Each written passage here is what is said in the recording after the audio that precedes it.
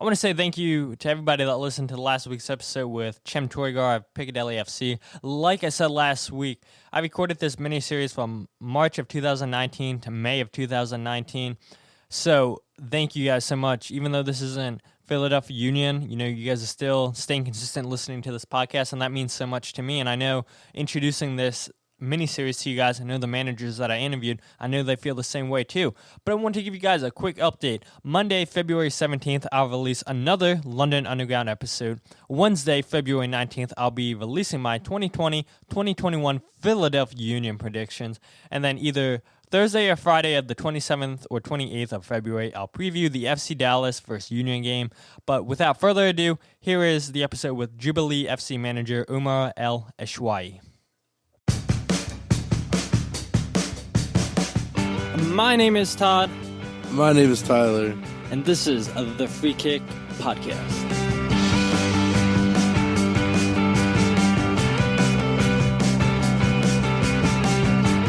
Today, as we kick off our London Underground mini-series, we are joined by Jubilee Line FC manager Omar El-Essawi. How are you doing today, Omar?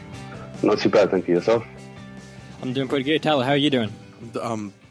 As you can hear, that's how I'm doing. That's how you doing? Sick again? Yeah. That's some Maryland weather for you, Tyler. Oh, baby. Some Maryland weather for you. Constantly cold one day, then it gets warm, cold again, and never knows what it wants to do. Week, so that's something to look forward to. Awesome. Well, why don't we just start off the podcast and tell us a little bit about yourself, Omar, if you want to get into that. Yeah, so I'm the manager of Jubilee FC. And Jubilee FC is basically the football club that plays for and represents the Jubilee line. And for those who are not familiar, the Jubilee line is one of 11 lines on the London Underground.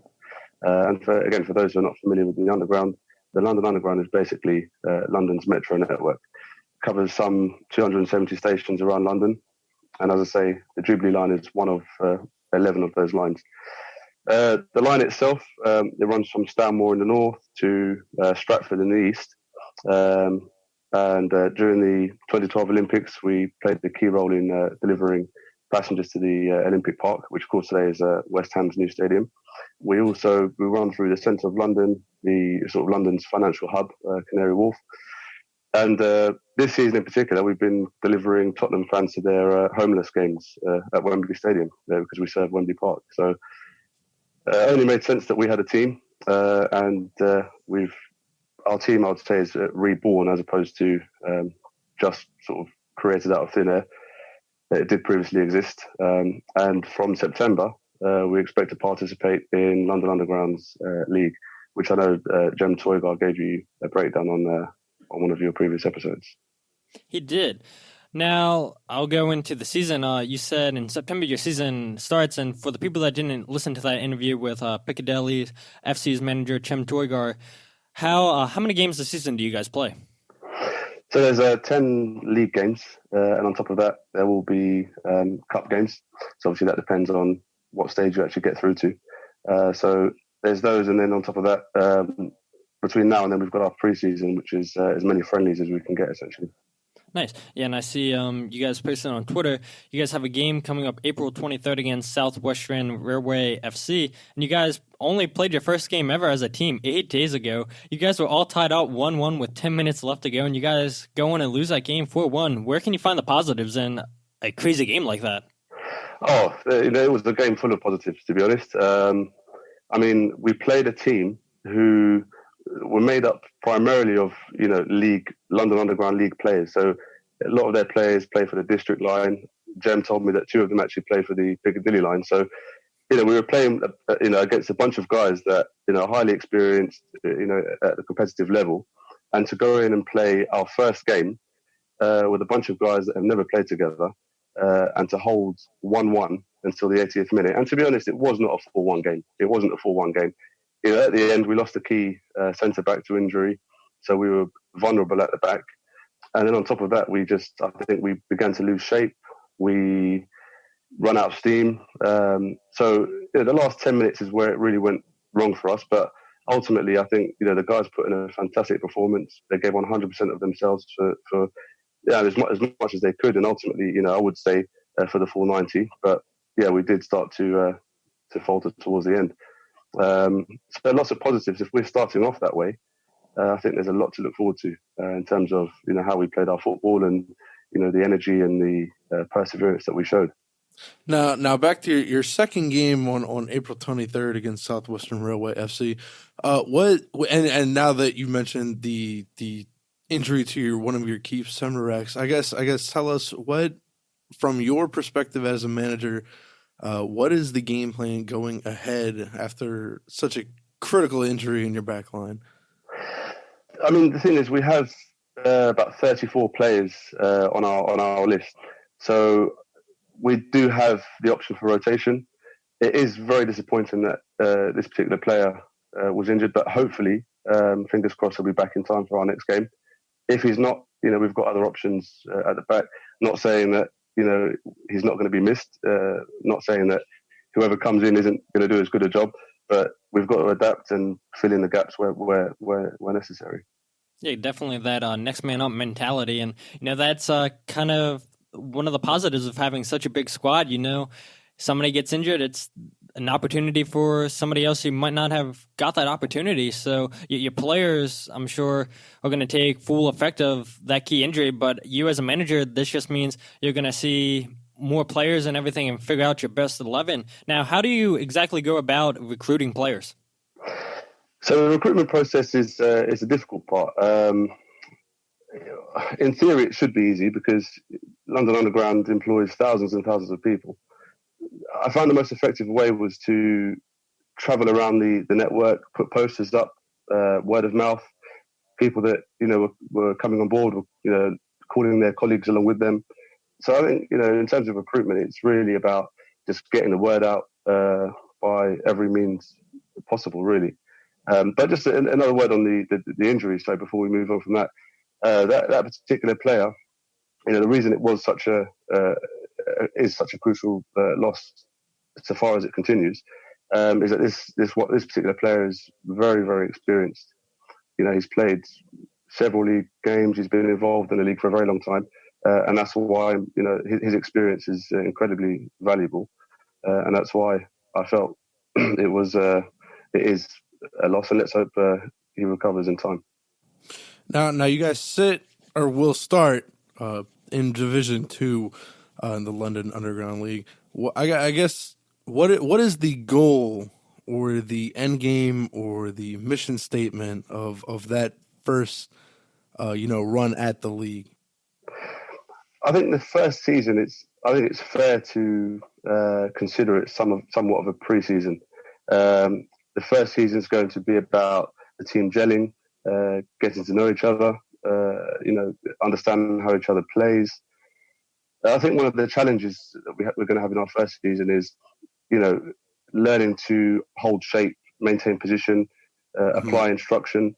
So all of these things are things that need to be developed, in the first season. And I think that's what the first season is going to be about. If we can achieve something great in the first season, that would be great. But ultimately, I think the first season is, it's the first steps in this project, and we need to be patient. And there's a very steep learning curve ahead of ourselves. And I think if we can win as many games as possible, that would be absolutely brilliant. And I think, we are going to go into every game trying to win. But, a loss is not going to be necessarily a negative or a setback. It's just going to be a stepping stone to move forward. Awesome. It's good to hear. Now, I was going to mention, bring up, I guess, how often do you guys train, or do you guys not train at all? Yeah, so far we've had one training session, as I say, because we are quite new. And we've got another training session set up for the 1st of April. The idea really is to train as often as possible. If we can get 1 or 2 training sessions in a month, I mean, ideally, I would love to train every week. But with the nature of the job, people living in different parts of the city, doing different shifts, wives, kids, I think it's a bit much to ask at this stage for everybody to attend every week. So what we'll try and do is if we can get 2 training sessions in each month, be they fortnightly or 1 at the beginning of the month, 1 at the end, that'll be ideal. It'd be a great start. Yeah, definitely. Now, since you said you'd like to train 2 times a month, are you gonna hope that your players on their own are gonna try to get their fitness levels up? Because like you said, everything was going good for you guys in your first game until the 80th minute, where it seemed like fitness levels had just dropped and everything, and you guys wind up losing that 4-1. Are you going to put an emphasis on your players training on their own, or, you don't really care too much about that? No, I think it is important for individual players to, to sort of take it into their own hands and maintain a good level of fitness. But the truth be told, I think from what I've seen, most of the players, if not all, do have a very decent standard of fitness. As I say, we've got some guys who have played 11-a-side football for some time, competitively in leagues. I've got a guy who's a coach in his own time, another guy who runs his own football team. So when all things are considered, I think actually the kind of guys that have actually put their names forward are physical and relatively fit individuals. And obviously that will be part of the training. And I think outside of the training, I trust that a lot of these guys are involved in some form of physical activity. Yeah, that's always the hope for a manager there. Now, is it way too early to tell what kind of formation you're going to be going with, or you're starting 11, or you're still going to give it until your preseasons to decide until September? Or, how's that coming along for you? Yeah, in terms of formation, I mean, the first game we played a 4-4-2. That was primarily because the 4-4-2 covers 100% of the pitch, mathematically speaking. And it also allowed me to see how different players play in different positions. We didn't get too technical in terms of strategy. I think going forward, there's definitely going to be some variation in what formations we play, what strategies we use within those formations. And it is going to be a case of trial and error. And I think hopefully before the start of the season, we should have a good idea of what sort of system we'd like to play. Speaking of that, and it's a perfect segue into my next question, what can you describe yourself as a manager? Like the style of play you like to play?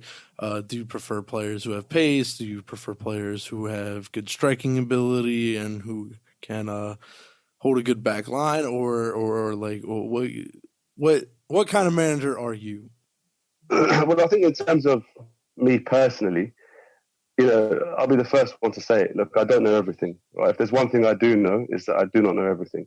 And I think like a key part of my success and our success as a team going forward is going to be collaboration with my players. Because like I said, we've got a lot of experience in the team. There are guys that know their football. There's one guy who's a coach, another guy runs his own Sunday team. So, my philosophy is to take the best of what's on offer around me so far as knowledge and experience is concerned, and try and stitch it together into some sort of meaningful tapestry that I can then sort of convert into my own style. So, I mean, I've got a lot to learn. It's a very steep learning curve for myself. In terms of players, and what I'm looking for is it varies depending on position. I mean, you want a striker who's clinical. You want defensive midfielders that can win the ball in the middle of the park. You want, right backs and left backs that can, that have got a bit of pace, preferably, or, can put in a good tackle, centre backs that can put in a good tackle. So, I mean, what you're looking for in players depends on not only the position, but I suppose the system you're playing as well, and the tactics and the instructions and what you require from those players. Right. No, I completely agree, especially like you said in your first season where you're just trying to, the goal is to gel and form this into one nice functioning machine and a well-oiled machine, if you will. But have you ever managed before this, or is this your first go around in a league, or can you tell us about that? Yeah, I mean, this is my first gig so far as managing a football team is concerned. And again, this is where it's interesting because growing up, I've had a lot of experience in running things and projects. Since I was in school, I was a recipient of the Princess Diana Memorial Award for Youth for projects that I'd run and getting things off the ground. So in that respect, I've got experience and I'm very proactive. But in terms of the actual football aspect and the people management, that's something that I don't have any real experience in, and something that I suppose I'm learning on the job. Fake it till you make it. Is that what they say? Exactly. That is what they say. At the end of the day, you go back to the FIFA. You try some Football manager. things. Yeah. Yeah, that's it. I think, look, at the end of the day, I think it's, your success is on your merits. It's, it's not, your previous experience only counts so much. It's what you bring to the table, what you put forward, and you gain respect on your merits. And it's a collaboration, it's a collaborative effort. And I think as long as we all work together, I think my teammates and the players can essentially help me as much as I can hopefully help them. Yeah, now I think I'm going to ask this question for everybody that we have on in the London Underground League, because I started off asking Chemit last episode we had him on. Do you have any plans on getting your coaching badges? Or do you know what? It's not something I've really thought about too much. At this stage, I've basically been focused on getting the team off the ground. And I mean, there's been a lot involved. For a player sort of turns up, does his minutes, his 90 minutes, or his allocated time, and goes home. But as a manager and somebody who's starting this whole project off, I've got so many other considerations and so many other things to do, and it's a constant balancing act. So with all the other things I've got going on in life, I think it'd be a bit tricky for me to get those licenses. But it's definitely something that I would consider in the future, and I definitely wouldn't knock it. Awesome. Now, how exactly did you get involved with Jubilee? It's interesting because it was sort of the way the team got up and running this time around was pretty much a Swiss cheese model. Like all the holes are aligned. It was a perfect storm because the team did previously exist. The London Underground League was formed in 1996, and between 1996 and 2009, the Jubilee line did actually have a team. In 2007, they lost 3-1 to the district line in the cup final.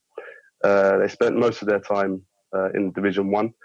However, they did drop to Division 2, and in I believe it was 2008, 2009, they won the second division, but unfortunately by 2010 they couldn't maintain the team. So that brings us to today, and there's a bunch of us us that work for the Underground that play football on a regular basis. So every week we'll play on some five-a-side pitches in front of Wembley Stadium, and I managed to sort of arrange this 11-a-side game between us and another sort of bunch of guys on the company, and that went really well. It was a success. We all had a good time. It was nothing to do with the Jubilee Line football team. I mean, it hadn't even been conceived as a new idea at the time. But after arranging that match, I received a phone call from Andrew Okocha, who is one of the main characters behind the league, and he asked me if I wanted to set the Jubilee Line team back up because there happened to be a couple of teams that folded, so they needed those teams replacing. So he called me up and he said, "Look, would it be something you're interested in?" And I decided to take the challenge on, and I've enjoyed it ever since. So hopefully, going forward, it will be all worthwhile. Now, how's the reception been from the other teams involved in the league? Yeah, it's been positive.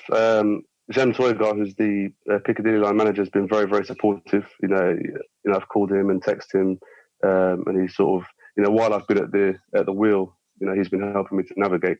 Also, Jason, who's the district line manager, he's been very receptive. I've been in touch with him, and he's been very supportive.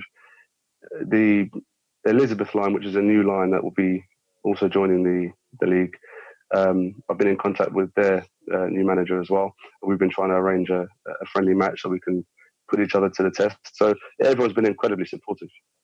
Yeah, it's good to hear. I mean, that's kind of been the whole idea. We're not going to pick favorites and everything from our sides of the podcast, even though I guess some listeners are going to say that Piccadilly is our team that we support, and so the first team to reach out to us. And I think, actually, if I remember correctly, I did say on the podcast, now we got to support you guys, now we got to run with you guys. But now that's not the case here. I mean, we really want to just see this league grow up and just more people in London finding out about it. I mean, people in America, we had no idea about this league, and the more people around the world that find out about this league is only going to be a positive for you guys. Yeah, absolutely. I mean, in London, there's sort of hundreds of Saturday, Sunday leagues that run on a regular basis, and I think it's always good when the sort of small non-league sides and Saturday and Sunday leagues get more attention because it's really organic. There's some very organic football at that level, and it's something different and unique. And I think it's brilliant that you're doing this mini series. As I say, it's very niche, very unique, and I don't think anyone's done it before. Yeah, that's especially in America. I can say that for 100%. Nobody in America has covered this league, so we're first, and we're hoping that it blows up for us and it blows up for you guys as teams over there. Tyler.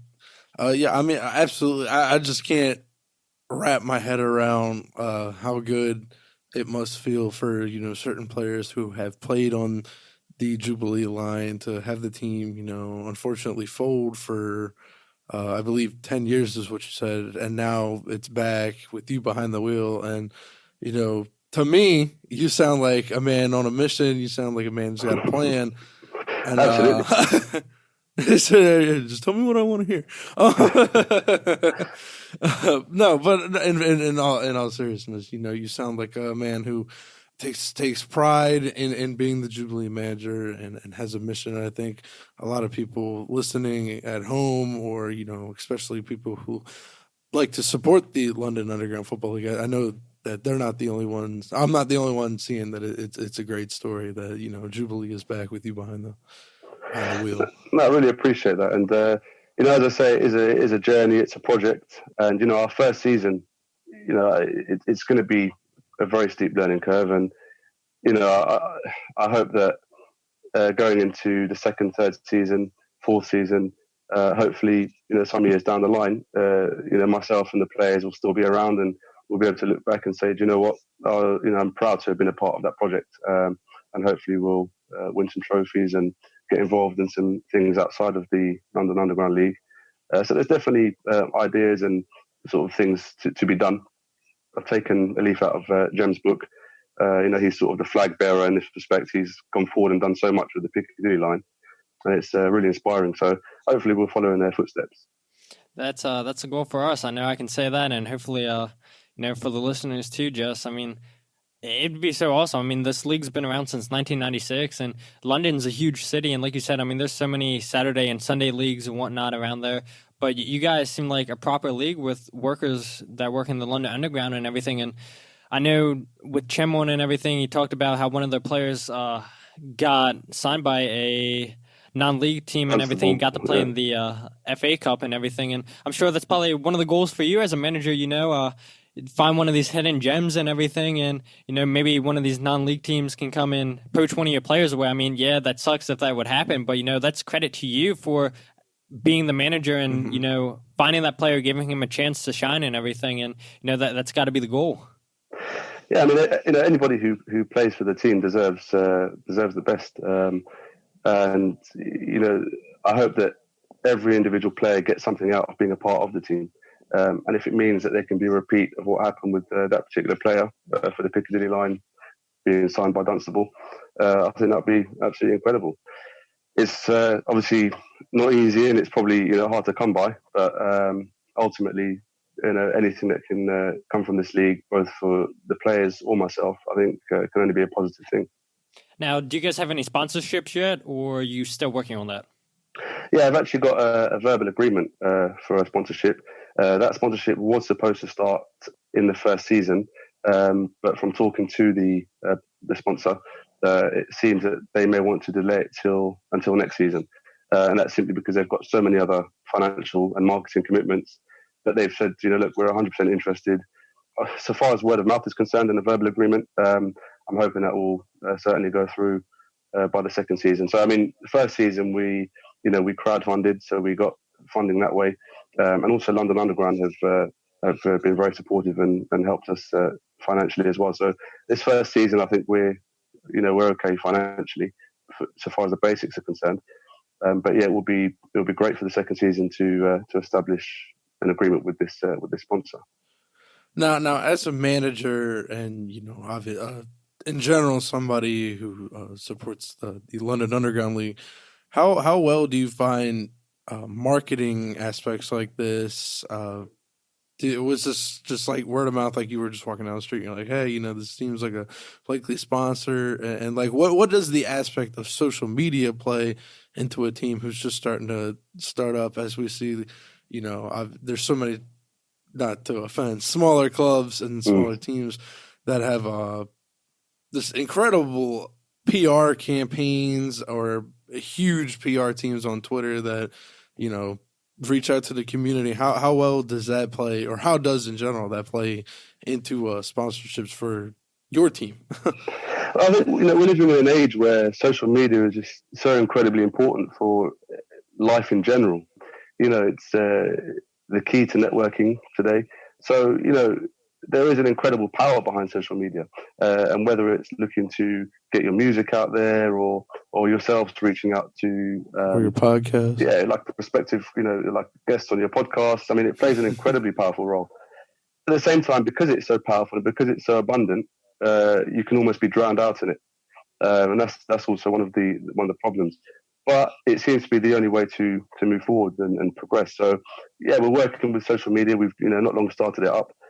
And, all those teams that you're talking about that, have the big followings and, like well established, they have to start somewhere. So, exactly. We're starting in that somewhere. So given enough time, I think we'll benefit from it. Awesome. Now, do you want to let everybody know where you guys play your home games? Yeah, so we'll be playing our home games at Market Road Pitches, which is in Caledonian Road. So for anyone who knows London well enough, it's one stop away from King's Cross. And King's Cross is a major central London station. In fact, it's the station that the Eurostar runs from King's Cross to Paris and other destinations in Europe. So just around the corner. And the same place that Jem Toygar was telling you that the Pick 9 play at. All games are played there. Nice. Now, anything else before we wrap this up? Anything else that we haven't touched on that you want to go over real quick? This is your time to shamelessly plug yourself. Don't hold back. I mean, look, I really appreciate you having me on. It's been an incredible experience. I think in terms of the team, for the players that are listening to this, I hope they just share the same sentiment, and we can support one another, be patient with one another, because ultimately this is a new project, and that's exactly what it is. It's a project, and it's bottom up, right? It's not top down. We have to start from the ground, and although we had a team historically speaking. This is a brand new slate, and hopefully we can do great things. And I'm really looking forward to it. And I'm confident, as I say, that we'll all look back in some years and be proud to have been part of this project. So I just thank you for giving me the platform to discuss this the team, and it's been an absolute pleasure. Yeah, no problem. I mean, I know I've enjoyed this. I know Tyler has enjoyed this, and I'm sure our listeners are going to enjoy this too, and I'm sure we'll continue to get positive feedback, and I'm sure we'll talk to you again sometime down the road during the season and everything. You're always going to be allowed on, be a guest here, and get your story out, let everybody know how your season's going and everything. Real quick, if you want to let people know where they can find you on social media. So we're on Twitter at Jubilee FC2, on Instagram at Jubilee Line FC, and on Facebook at Underground JFC. And don't worry, in the podcast notes in the episode, we'll link all your information on social media and everything, so people can just, after they're done listening, go ahead and click on that link, and it will take you directly to Jubilee Line FC's Twitter page and all that other jazz. Now, Tyler, you want to let listeners know where they can find us out if they don't follow us? Well, that's real easy. So if you want to find us on social media, you can find all of our social media under the same name, at Free Kick Pod. And you can also find us on Spotify I always start with Spotify, so I don't forget.